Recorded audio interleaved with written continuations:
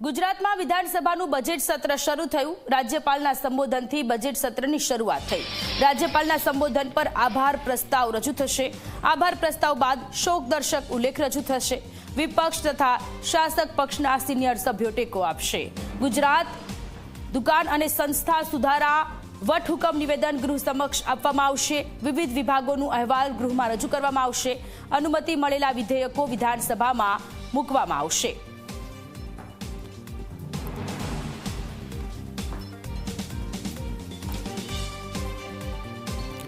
ત્યારે ગુજરાતમાં વિધાનસભાનું બજેટ સત્ર આજે શરૂ થવા જઈ રહ્યું છે। ત્યારે આપણી સાથે ગાંધીનગરથી સંવાદદાતા દર્શલ જોડાયેલા છે। દર્શલ, આજે ગુજરાતમાં વિધાનસભાનું બજેટ સત્ર શરૂ થવા જઈ રહ્યું છે। સૌથી પહેલા આભાર પ્રસ્તાવ રજૂ થશે, પછી શોક પ્રસ્તાવ રજૂ થશે અને પછી આજે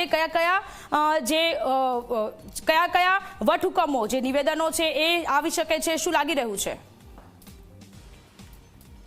સોનલ, જે વિધાનસભા બજેટ સત્રની શરૂઆત જે છે થઈ ચૂકી છે। 12 વાગ્યાનો સમય હતો, એને સમય પ્રમાણે એ પ્રક્રિયા અહીંયા શરૂ થઈ ચૂકી છે।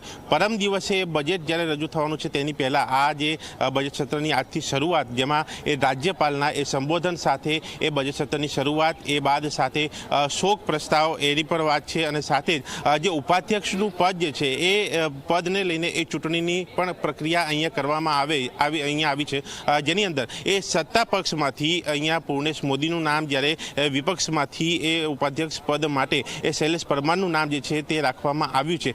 જે પ્રમાણે આ પ્રક્રિયા શરૂ થઈ વિધાનસભા એ સત્રની અહીંયા શરૂઆત, તેની પહેલાં જે ધારાસભ્યો અહીંયા પહોંચ્યા, ત્યાં કોંગ્રેસે પોતાનો બળાપો કાઢ્યો।